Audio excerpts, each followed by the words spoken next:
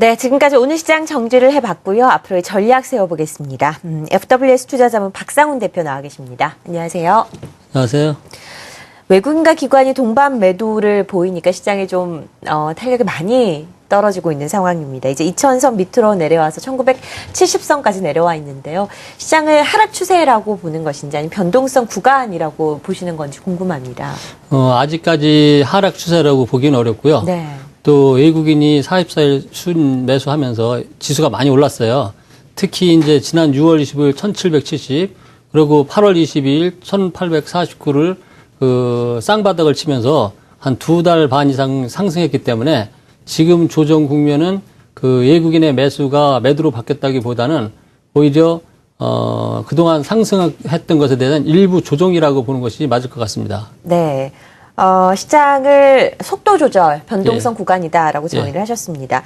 연준 의사들의 연설이 다음 주에 예정이 되어 있습니다. 변동성 확대를 더 시킬 수 있는 분명한 요인일 텐데요. 이런 부분은 어떻게 확인을 하고 계신지, 양적 완화 축소에 대해서 의견은 어떠신지도 궁금한데요. 예.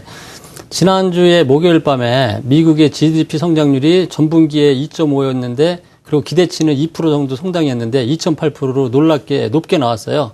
그에 따라서 결국은 미국의 경기가 회복됨에 따라서 양자 완화 정책을 곧 실시하는 게 아니냐 이런 우려감 때문에 그동안 상승에 대해서 차익 실현이 나오면서 시장이 충격을 받아서 하락을 했다가 하루 만에 또 금요일 저녁에 또 좋은 지표가 나왔죠. 고용 지표도 역시 비농업 분야 신규 일자리 창출이 12만 5천을 예상했는데 2만 4천으로다가 크게 좋게 나왔어요. 그에 따라서 또 시장에 우려가 있긴 했지만은 처음에는 낮게 시작했지만은 중반에 가서는 목요일 날 밤에 하락했던 부분을 다 되돌려 놓고서 상승을 하고서 그렇게 끝났습니다.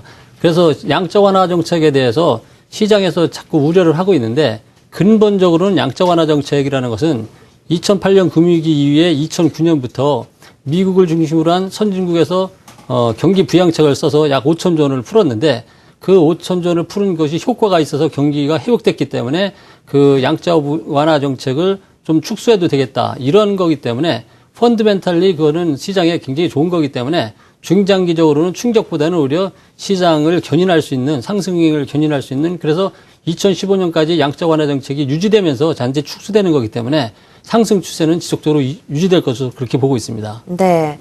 최근에 미국도 미국이지만 유럽 쪽에 대한 기대감이 높습니다. 양적 완화를 계속해서 유지하겠다라는 발표가 얼마 전에 있었죠. 증시는 화답을 했고요.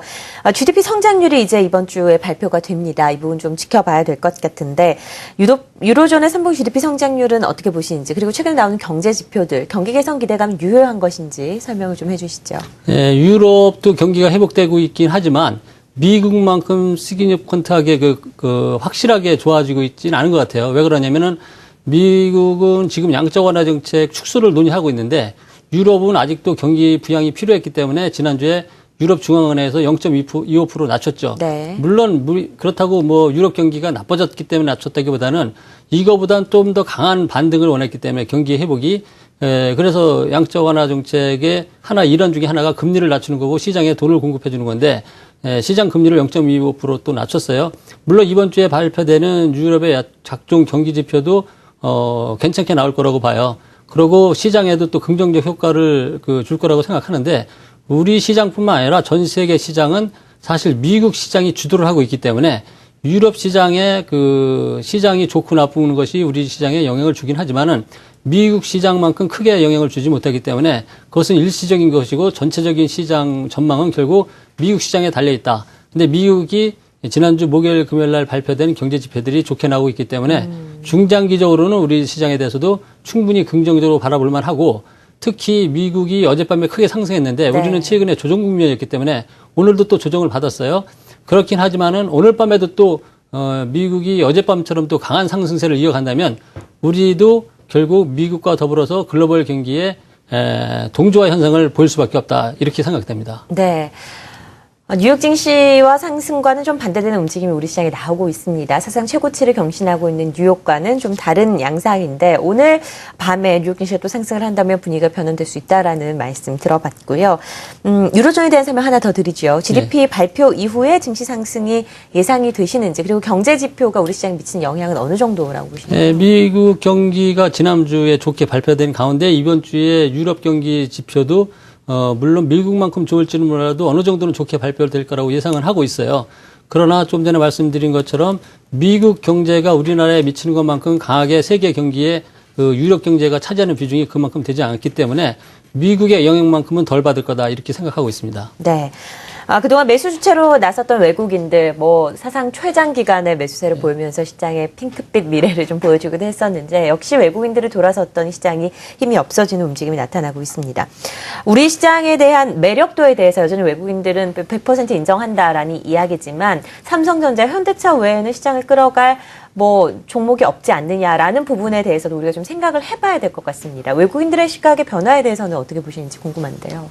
외국인들이 최근에 매도세로 들어섰다고 하지만 프로그램 매도 부분을 감안하면은 사실 중립이라고 볼 수 있습니다. 네. 그래서 외국인들이 또 하나 44일 연속 순매수 하다가 8월 20일 이후에 지금 갑자기 우리나라 펀드멘털이 달려들었을 리도 없고 외국인들은 우리나라 시장에 대해서 아직도 매력적이라고 생각할 텐데 단지 지금 최근에 급격하게 상승을 했기 때문에 또 기간적으로도 한 2달 반 이상 상승을 했기 때문에 그것에 대해서 좀 관망하면서 지켜보는 그런 정도고 이거는 외국인이 아직 판다고 할 수는 없고 외국인은 사던 것을 약간 멈추고 지켜보면서 안 사는 정도이지 외국인이 우리 시장에 대해서 매력이 떨어져서 매도로 돌아섰다 이렇게 보기는 어렵고요. 중장기적으로는 역시 미국이 양적 완화 정책을 축소하기 시작해서 출구 전략을 마치는 것이 최소한 2015년, 2016년까지 갈 거기 때문에 미국이 2015년, 2016년까지 상승한다면 우리 시장도 앞으로 2, 3년 동안 충분히 우상향하는 그런 패턴을 가져갈 거다.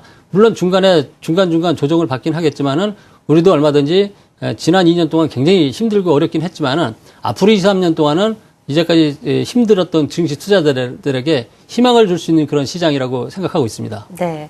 최근 조정에 대해서 더 이상 손실에 나서는 안 된다. 비중 조정을 나서야 된다라는 이야기가 있죠. 현금 확보가 중요하다라는 분들도 있고 오히려 시장이 하락할 때 눌림목 구간에 매수를 해야 된다라는 의견이 팽팽히 맞서고 있습니다.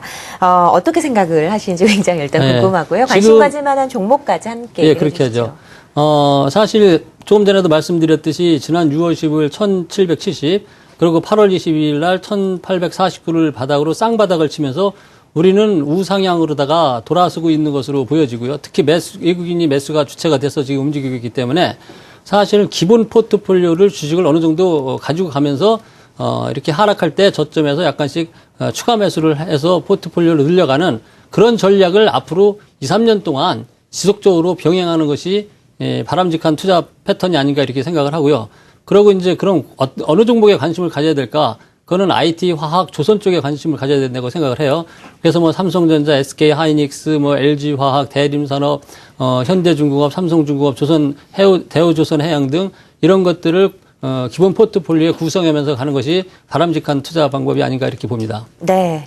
시장에 대한 전략 그리고 관심 가질 만한 종목까지 예상을 해주셨습니다. 조선주가 안 꺾이죠? 최근에 조선주가 한 2008년 금융위기에 상당히 오랫동안 어려웠기 때문에 네. 이번에는 구조 조정도 충분히 됐고 또 미국이 이제 양적 완화 정책을 축소한다는 거는 결국 미국 경제가 회복된다는 것을 뜻하기 때문에 우리도 결국은 그 영향권에 들어갈 수밖에 없다. 그래서 세계 경기가 회복된다는 것에 따라서 조선주가 턴어라운드 하는 게 아닌가 이렇게 보여지고요. 그래서 이번에 한 30, 40% 오른 것은 이제 시작에 불과한 것이 아닌가 이렇게 보여집니다. 네. 조선주의 움직임, 사실 시간이 조정을 받고 기간이 조정을 받으면 제일 먼저 하락하지 않을까 우려했던 게 조선주였는데 잘 버텨주는 것 같고요. 앞으로 더 기대된다는 의견까지 들어봤습니다. FWS 투자자문 박상훈 대표와 함께 우리 시장에 대한 전략 세워봤습니다. 고맙습니다. 감사합니다.